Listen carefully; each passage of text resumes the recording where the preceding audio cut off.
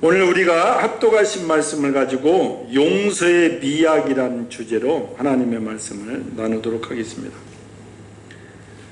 우리가 하나님의 섭리를 온전히 인정할 때 용서뿐 아니라 어떤 일에서도 자유할 수 있음을 우리는 알아야 되는 것입니다. 오늘 본문을 보니까 요셉의 아버지 야곱이 죽었습니다. 야곱 참으로 파란만장한 삶을 살았습니다. 그래서 성경에도 지렁이 같은 너 야곱아 이렇게 나와 있습니다. 고생 끝에 성공한 삶을 살았습니다. 그리고 그는 노년에 아들 요셉 때문에 아주 부귀영화를 누렸습니다. 특별히 죽은 후 장례식은 아들의 영광을 제대로 누린 아버지였습니다. 우리가 간단한 상식의 문제이지만 우리가 한번 알아보는 것은 결혼식과 장례식입니다. 결혼식이 성대하게 진행되기를 바라거든 그건 부모님이 잘 되어야 됩니다. 결혼식 손님 80% 이상이 결혼 당사자는 모르는 사람들, 즉 부모님 손님들입니다. 우리가 한두 달 전에도 옆에 큰 교회 목사님 아들이 결혼을 했습니다. 아버지가 아들에게 전적 일임을 하고 다 예약을 해라고 했다는 거예요. 너 손님 몇 명 올 것 같으냐 그랬더니 친척들 포함해서 100명으로 예식장에 예약을 했습니다. 그래서 아버지가 야 500명도 추가해라. 그렇게 많이요? 사실 500명도 더 왔습니다. 그래서 결혼은 철저하게 부모님 덕을 봅니다. 작은 결혼식 운동을 하고 있습니다만 우리나라 사회에서는 아직도 결혼은 한 미천 잡는 행사입니다. 그래서 부모님들은 현직에 있을 때 자녀들 결혼을 시키려고 최선을 다하는 거예요. 저도 실제로 이전에 직장 생활할 때 아버지가 고위직인데 결혼식 하고 나서 그 아들 강남에 집 사주더라고요. 그 정도로 큰 권세 있는 분들은 그렇다 이 말이에요. 큰 교회에 다니는 분들 가운데 교회를 옮기고 싶은데 그동안 뿌린 것 생각 때문에 옮기지 못한다는 말도 직접 들었습니다. 반면에 장례식은 철저하게 아들의 힘이 나타나는 것입니다. 그래서 우리나라 유명한 말이 있습니다. 정승집 개가 죽으면 사람들이 모여들어도 정승이 죽으면 사람이 없다. 바로 그 말. 저도 그걸 실감을 했습니다. 사장님이 돌아가셨는데 사람이 별로 없더라고요. 그 전에 아프고 병문 아니고 줄을 섰었는데 아버지는 죽었고 아들의 영향을 보고 사람들이 몰려옵니다. 제가 잊을 수 없는 것은 60년대 말이니까 제가 꼬마죠. 7살 8살 진짜 차 구경을 그 전에 했는지 안 했는지도 몰라. 그런데 어느 날 그 비포장 신장로잖아요. 동네로 차가 몰려오기 시작했습니다. 그러니까 옛날 차는 지금같이 언덕을 막 씩 올라가고 그런 게 아니에요. 이렇게 보고 덜덜덜거리며 올라가고 그랬다. 그러니까 아들이 국장인지 차관인지 아버지가 돌아가셨는데 그냥 아침부터 저녁까지 세상에 있는 차가 다 오는 것 같아요. 그러니까 우리 꼬마들이 언덕 밑에 있다가 언덕 위에까지 차 뒤에를 타고 올라갔다가 내려왔다가 밥도 안 먹고 3일 동안 그걸 했어. 지금도 그 기억이 동네 애들이 전부 다 나와가지고 언덕 올라가면 차가 좀 천천히 가면 뒤에 얼른 올라타가지고 그 언덕 위에까지 갔다가 내려오고 또 내려와서 또 올라가고 또 올라가고 옛날 그 지프차 이런 게 많았기 때문에 지금 생각해봐도 아주 그냥 엄청난 사건이었어. 세상에 그 시골 조그마한 동네에 어느 날 갑자기 막 차들이 몰려오는데 그 아들의 힘을 보고 아버지 돌아가셨다고 그때 당시로 좀 과대 포장을 하면 우리나라 전체 차가 다 오는 것 같아요. 그러니까 이 꼬마 시절이 지금도 그 기억이 있잖아요. 막 기름이 물에 떨어지고 그래도 막 타고 올라갔다 밥도 안 먹고 3, 4일을 계속 그 일을 했다고 우리가. 여의도 교육자 시절에 제가 맡은 집사님 부부는 평범해서 부모님 돌아가셨다고 해서 분산 갔는데 세상에 조화가 시골 동네 운동장을 삥 돌고 안으로 돌리고 또 돌리고 대단했습니다. 형제 중 하나가 유명한 의사라는 거예요. 이처럼 장례는 철저하게 아들의 덕을 보는 거예요. 오늘 야곱의 장례가 너무나도 화려하게 한번 짚어본 것입니다. 바로 세계 최강 애굽의 총리로 일하는 아들을 두었기 때문에. 우리가 49장 33절을 보면 야곱의 임종을 볼 수 있습니다. 야곱이 아들들에게 명하기를 마치고 그 발을 침상에 거두고 기운이 지나여 그 열조에게로 돌아갔더라. 인생의 시작이 출생이라면 인생의 마지막은 죽음이라는 것입니다. 조상 아브라함도 죽었고 할아버지 이삭도 죽었고 이제 아버지 야곱도 죽었습니다. 우리의 앞서간 사랑하는 성도들도 죽었고 우리도 언젠가는 죽는다는 사실을 늘 기억해야 되는 것입니다. 요셉은 죽은 아버지 이삭의 시신에 입맞춤합니다. 그리고 40일 동안 시신이 썩지 않도록 향을 넣는 작업을 합니다.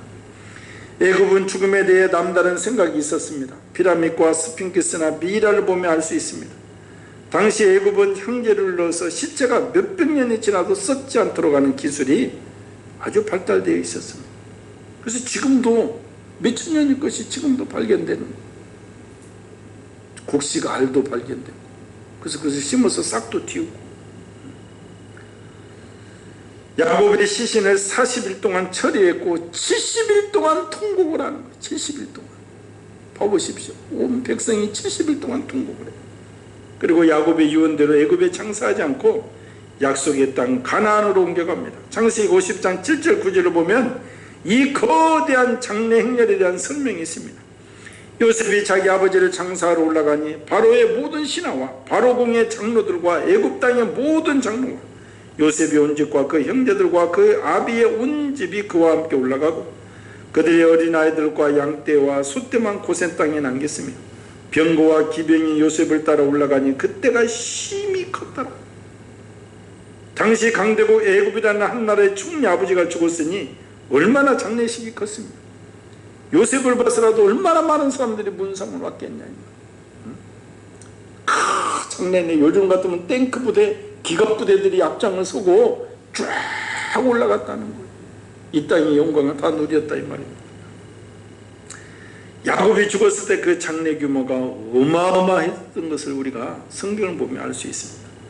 그러나 후에 요셉이 죽은 사건은 단 한 줄로 끝이 납니다. 50장 25절 요셉이 110세의 죽음에 그들이 그의 몸에 향제를 넣고 애굽에서 입관하였더라. 정성이 죽으면 사람이 없다는 말을 증명해주고 있는 거예요. 한 줄로 끝나버려요. 간단하게 장례식을 돌아보는 것은 야곱과 애굽의 시신의 종착지는 가나안 땅이라는 것입니다. 우리가 세상에 살지만 우리의 최종 종착지는 천국임을 알아야 되는 거예요. 오늘날 나의 장례식이 규모도 크면 나쁠 것은 없죠. 왜? 우리 자녀들의 힘이 나타나는 것이기 때문에. 그러나 혹 장례식이 초촐하게 치러지더라도 모두 천국에 들어가는 은혜가 우리 성도들에게는 있어야 될 줄 믿습니다. 오늘 본문의 배경을 설명하면 아버지 장례를 마치자 요셉의 형들은 걱정이 눈앞을 가려 잠을 이루지 못합니다. 이런 생각이 들었기 때문입니다. 총리 대신 요셉이 자기들을 지금까지 살려준 것은 아버지를 봐서이다.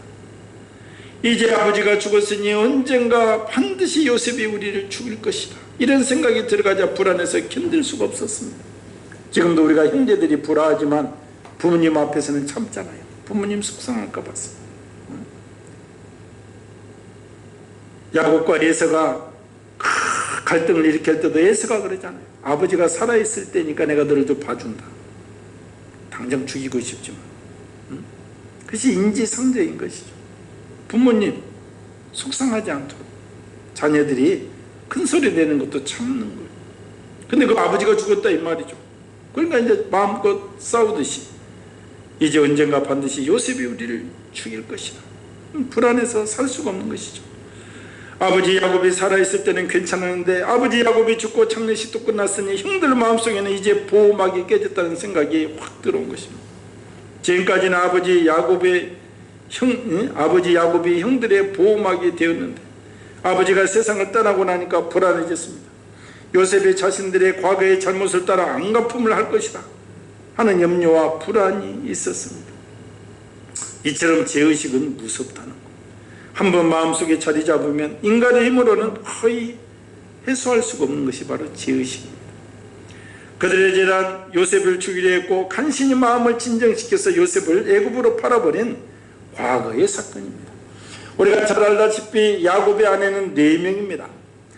야곱이 진정으로 라헬을 사랑했는데, 그래서 라헬하고 결혼하고 싶어 했는데 외삼촌 라반이 가만히 보니까 큰딸이 좀 못생기고 시집을 못 갈 것 같으니까 그 고장의 관습을 따라서 큰딸부터 결혼 보내야 된다. 옛날에는 캄캄하니까. 그래서 라헬의 언니 레아를 먼저 요셉 방에 집어넣은 사건입니다. 그래서 라헬의 언니 레아가 첫 부인이 됩니다. 그리고 첫 부인의 아들들이 가장 많습니다. 그리고 나중에 아기 낳고 경쟁을 하면서 자기들 몸종 실버와 비라도 시집을 보낸 사건. 그래서 부인이 4명이 된 것이죠. 문제는 야곱이 사랑하는 라헬에게는 자녀가 없다는 것입니다. 너무나도 사랑하는데 자녀가 없어요. 그래서 각고의 노력과 기도 끝에 드디어 태어난 아들이 요셉입니다. 그러니 야곱이 얼마나 기쁘고 이뻐하는지 너무 도가 지나치게 좋아합니다. 그러자 자연히 배가 다른 형들의 눈에는 동생 요셉이 눈에 가시로 보이는 거예요. 맛있는 것도 요셉만 주고 좋은 옷도 요셉만 주고. 그러니까 요셉은 성경에 보면 채색 옷을 입었다고 나와 있어. 그러니까 형들의 마음의 상처는 참으로 큰 것입니다. 설상가사로 요셉은 바른 말을 잘합니다. 나이 차이도 많이 나는 데다가 형들이 일을 열심히 하는가 안 하는가를 보고 또 아버지께 보고하는 거예요. 아버지한테 늘 혼나는 거예요. 또 형들도 열심히 일을 하죠. 근데 잠깐 쉬고 있을 때 동생 요셉이 보고 와서 아이고 형들도 놀고 있는데요. 그럼 또 혼나고. 또 아버지가 또 자꾸 그런 보고를 하니까 요셉을 그런 심부름을 시키는 거예요. 야, 형들 뭐하고 있는가 가서 보고하라. 그러니까 그냥 형들은 요셉이 눈에 가시죠. 집안도 늘 불안한 거예요. 게다가 요셉이 하루는 꿈을 꾸고서 형들에게 말을 합니다. 꿈의 결론은 형들이 나를 섬긴다는 거예요. 지금도 열받아 죽겠는데 후에 자신들이 동생을 섬긴다는 말에 형들의 마음이 폭발을 합니다. 그리고 기회를 노립니다. 마침 좋은 기회가 옵니다. 광야에서 양들을 치고 있는데 아버지 심부름으로 동생 요셉이 옵니다. 형들이 말을 합니다. 저 얄미운 놈 온다. 저 채색 옷을 입은 놈 온다. 저 꿈쟁이가 온다. 저놈을 죽여서 구덩이에 던져 죽이고 짐승에게 잡아먹겠다고 하자. 그렇게 결론을 내립니다. 그리고 마른 우물 속에 집어넣어버렸잖아요. 장자 르우벤의 강곡한 설득으로 그곳을 지나가는 장사꾼들에게 팔아버리긴 했지만 죽지는 않고. 그래서 요셉은 운 좋게 애굽 시대장 보디발의 집에 종으로 들어갑니다. 열심히 일을 하자 보디발이 그를 인정해서 자신의 집에 모든 일을 하는 결정권, 집의 모든 일을 맡아서 하는 집사의 자격을 주는 것이죠. 보디발의 아내의 유혹 사건으로 감옥에 들어간 요셉은 우연하게도 애굽의 술 맡은 관원장과 떡 맡은 관원장이 꿈을 해석해 줍니다. 후에 애굽 왕 바로가 해석할 수 없는 꿈을 꾸자 전직이 회복된 술 맡은 관원장이 감옥에서 자신의 꿈을 해석한 요셉을 기억하고 바로에게 말하자 당장 풀려갑니다. 바로의 꿈을 맡은 요셉은 그렇게 나이 30에 애굽의 총리가 됩니다. 하나님께서 기가 막힌 섭리로 인도하신 것입니다. 물론 그 가중에 감옥과 얼마나 수많은 눈물 젖은 빵을 먹었겠습니까? 그러나 결국은 이게 성공을 합니다. 바로의 꿈의 내용은 전 세계에 7년간 풍년이 있고 후에 7년간 흉년이 온다는 내용입니다. 이 내용을 요셉은 알기 때문에 나라의 운영을 잘해서 더욱 바로에게 사랑을 받고 그래서 강력한 애굽의 총리, 정권을 인정받는 총리가 됩니다. 그러나 이제 아버지가 죽자 형들은 죄의식이 표출이 됩니다. 15절에 보면 요셉의 형제들이 그 아비가 죽었음을 보고 말하되 요셉이 혹시 우리를 미워하여 우리가 그에게 행한 모든 악을 다 갚지는 아니할까? 그런 일이 생기지는 않을까? 형들은 고민하기 시작한 거예요. 형제들이 얼마나 불안했는지 조금만 자세히 보면 금방 발견할 수 있습니다. 16절에 보면 당신의 아버지라는 말을 한 것을 기억하십시오. 아직도 형제들은 아버지 야곱을 통해서 요셉의 용서를 얻으려고 하고 있습니다. 아버지 야곱이 죽었지만 당신의 아버지를 봐서, 또 하나는 요셉이 모르는 유언을 아버지 야곱이 했다고 말하는 거예요. 그 유언 내용은 내가 죽더라도 요셉은 형들에게 복수하지 말고 용서하라는 것입니다. 만약 이런 내용이었다면 야곱이 왜 직접 요셉에게 말하지 않고 형제들에게 말했을까요? 형제들이 얼마나 괴로웠으면 이렇게까지 했겠습니까? 자신들의 죄가 용서받지 못할 죄라는 것을 본인들이 더 잘 알고 있었습니다. 불안이 가시지 않고 엄습하는 거예요. 그러니까 그런 소문을 내는 거예요. 이것 첫 번째. 아버지가 생전에 형들한테 유언을 했다. 이 요셉에게 들어가게 하는 거죠. 소문을, 동네에 소문을 내는 거예요. 절대 복수하지 말라고 했다. 그렇게 막 소문을 냈는데도 형들이 불안해. 그러니까 17절에 아주 이제 훌륭한 사람을 아예 요셉에게 보내는 거예요. 동생에게. 너희는 이같이 요셉에게 이르라. 내 형들이 내게 악을 행하였을지라도 이제 바라건대 그 허물과 죄를 용서하라 하셨다 하라 하셨나니 당신의 아버지 하나님의 종들의 죄를 이제 용서하소서 하며 요셉이 그 말을 들을 때에 울었더라. 용서받지 못한 사람들의 불안, 그들은 끝까지 야곱 즉 아버지를 붙잡습니다. 당신의 아버지라는 말을 2번씩이나 사용하며 아버지를 강조합니다. 또 하나님의 종들의 죄라고 합니다. 요셉은 이미 다 용서했는데도 그들은 믿지를 못합니다. 오늘 이것은 믿음 있는 자와 없는 자의 경계선이기도 합니다. 우리가 예수님께서 내 죄를 다 사했다는 믿음 있는 자와 없는 자는 끝까지 내 행동 자학하고 자책하고 이 존재감, 자존감이 낮아져. 그럼에도 더욱 불안한 이제 그들이 직접 요셉에게 나와서 무릎 꿇습니다. 훌륭한 사람을 동생 요셉에게 보냈어. 그래도 불안하니까 이제 그들이 단체로 나와서 무릎 꿇고 또 조아리는 거예요. 이 모습을 본 요셉은 얼마나 안타까운지 웁니다. 동생 요셉이 진심으로 자기네를 사랑하고 용서한다고 했지만 그건 아버지가 살아있으니 그런 것이고 이제 아버지가 죽었으니 원수를 갚으려 할지 모른다고 생각한 것입니다.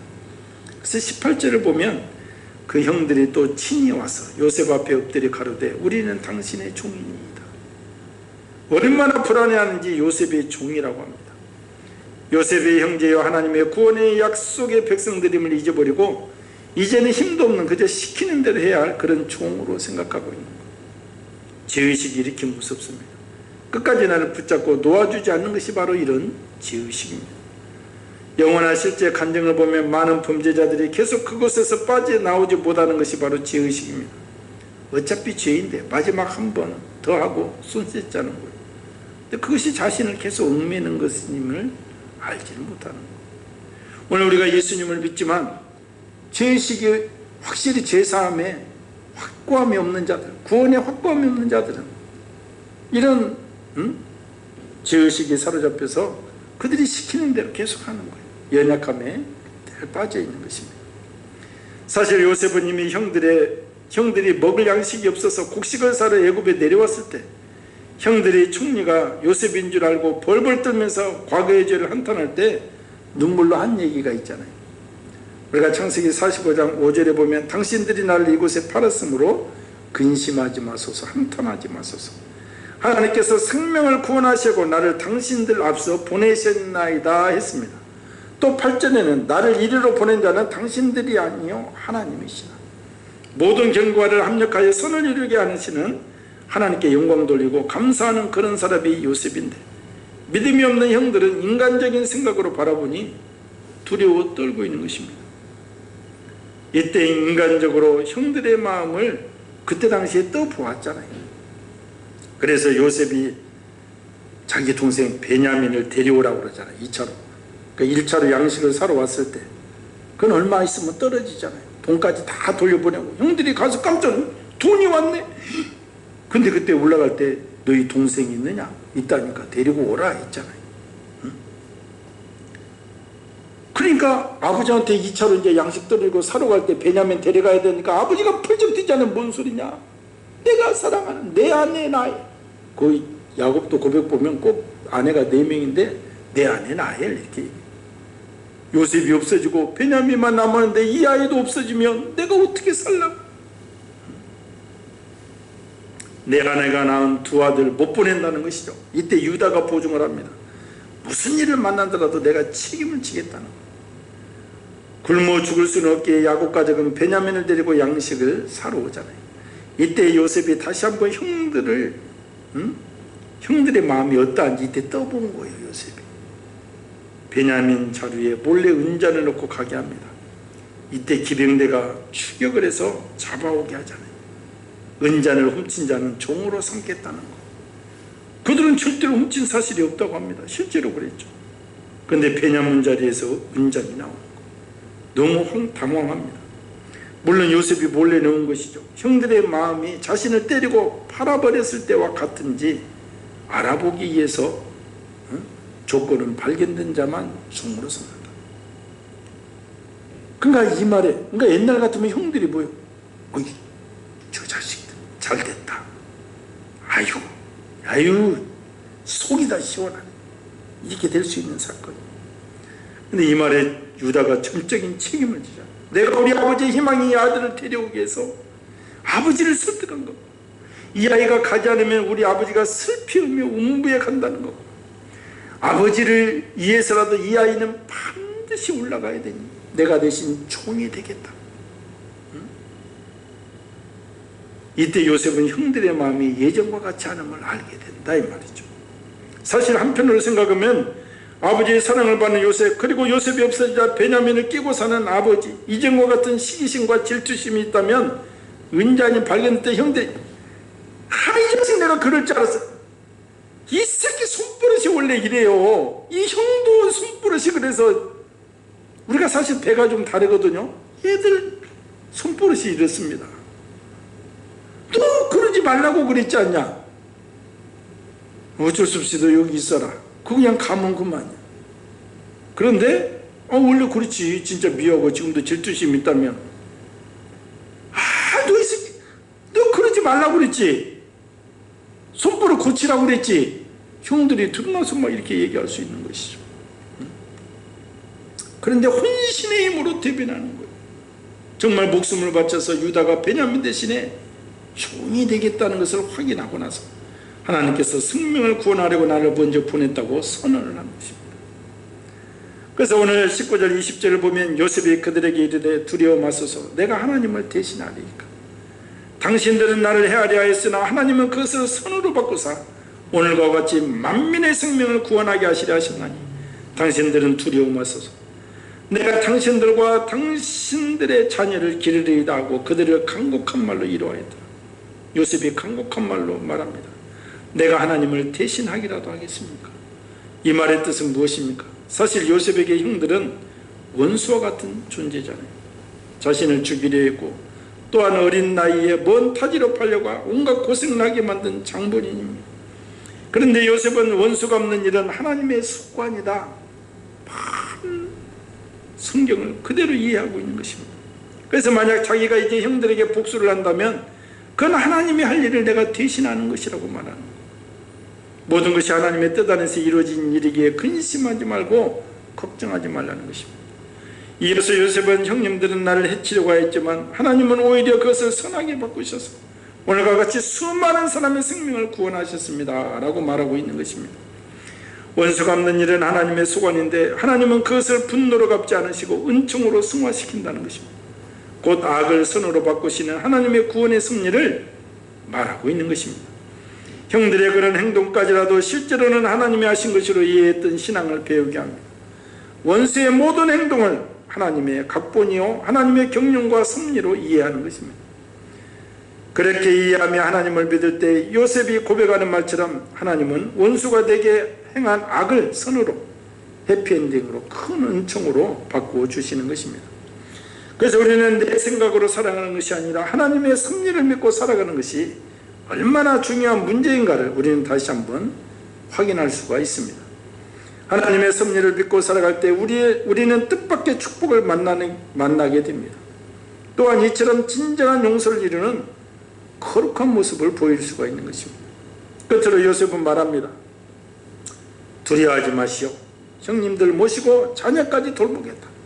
형들에게 복수를 하지 않는 것은 물론이니와 형들을 돌보고 자식들까지 돌보겠다.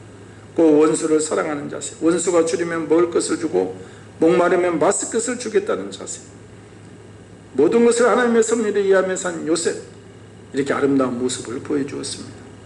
저는 우리들에게도 이런 아름다운 모습이 있어야 된다고 생각합니다. 주님께 받은 죄사함의 용서가 우리 마음속에도 조건 없는 성숙한 사랑으로 흘러 넘쳐야 되는 것입니다. 혹 나를 힘들게 하고 내 인생을 구덩이에 집어넣고 우리 가정을 힘들게 한 사람을 용서하시기 바랍니다. 우리의 재산과 명예를, 심지어 인격을 파괴했던 그 사람들이라도 마음의 문을 열고 받아들일 수 있어야 되는 것입니다. 이유는 주님께서 큰없는 은혜를 나에게 주셨기 때문에 그렇습니다. 그리고 내 억울함은 나의 주님 예수님이 갚아주신다는 것, 이것이 믿음의 사람들이 사는 모습이요, 이런 사람들을 통해 하나님 나라와 영광이 드러나는 법입니다. 이런 사랑으로 하나 될 때 가정이고 교회고 나라고 민족이고 희망이 있고 하나님의 은혜와 복이 임할 줄 믿으시기 바랍니다. 오늘 우리는 죄의식이 얼마나 무서운지 살펴보았습니다. 그리고 우리의 삶의 주관자가 하나님이심을 온전히 믿지 않을 때 무슨 일이 일어나는지 우리가 알 수가 있습니다. 우리가 삶의 형편에 상관없이 창조자 하나님을 의지할 때 우리는 승리할 수 있습니다. 하나님께서 즉 창조자가 나를 필요로 해서 이르게 했다는 의식이 들어오고 그러한 믿음이 있을 때만이 온전한 자유함을 맛볼 수가 있는 것입니다. 오늘 요셉은 예수님을 예표하고 있습니다. 은 20에 팔려가서 이스라엘 민족의 구원자가 된 요셉, 은 30에 팔려서 온 인류의 죄를 사하신 예수님. 문제는 내가 예수님을 확고하게 믿으며 이런 죄의식을 다 떨쳐내고 살고 있는지 돌아봐야 되는 것입니다. 죄의식이 아직 있고 구원받은 확고함이 없다면 오늘 늘 불안하고 염려와 걱정으로 우리가 살아갈 수밖에 없는 것입니다. 바로 형들의 모습이 믿음 없는 자들의 모습이다 이 말입니다. 예수님을 믿는 우리는 죄가 용서받았음을 믿어야 되는 것입니다. 예수님은 우리 죄를 위해 십자가에 못 박혀 죽으셨습니다. 하나님은 우리를 사랑하십니다. 조건 없는 사랑입니다. 내 믿음과 상관없이 그분이 우리를 사랑하셨습니다. 그 사랑으로 우리 죄를 용서하셨습니다. 그러므로 불안해하지 말고 두려워하지 말고, 마귀는 늘 두려워하게 합니다. 걱정하게 합니다. 염려하게 합니다. 그래서 무엇인가에 사로잡히게 합니다. 형들처럼 말입니다. 확고한 믿음 가운데 우리의 연약함은 회개하면서 살아갈 때 우리는 매일 구원의 감격 속에서 살아갈 수가 있는 것입니다. 내가 교회 다니면서도 불안에 떨고 죄의식이 있다면 오늘 다시 한번 믿음의 주에 온전케 하신 예수님 안에서 확고함에 서기를 바랍니다. 그리고 자유함을 누리기를 바랍니다. 용서는 주님의 주권을 인정할 때만이 온전하게 이루어질 수 있습니다. 오늘 나를 주관하시는 주님, 나의 연약함을 치유하시고 나를 사랑하시는 주님, 그 안에서 행복한 하루가 되어야 될 줄 믿습니다. 코로나로 어려운 시기에 우리 성도들이 이 나라와 이 민족이, 한국 교회가 주님의 사랑을 가지고 모든 것을 회복하며 치유할 수 있는 놀라운 은혜가 임하기를 예수님의 이름으로 축원을 드립니다. 오늘 말씀을 생각하면서 우리가 예수님 십자가 보혈의 공로로 제사함을 받고 우리가 정말 원수 갚는 일이 정말 하나님께 속했음을 믿고 우리가 삶 속에서도 그 많은 과정 속에 우리의 엉어리가 있습니다. 내가 온전히 주님께 맡기고 자유함을 누리고 살아가는지 오늘 우리가 주의 삼창하고 기도합니다. 주여 주여 주여. 할렐루야. 하나님 아버지 은혜를 감사합니다. 만물의 여보 하나님 아버지, 성령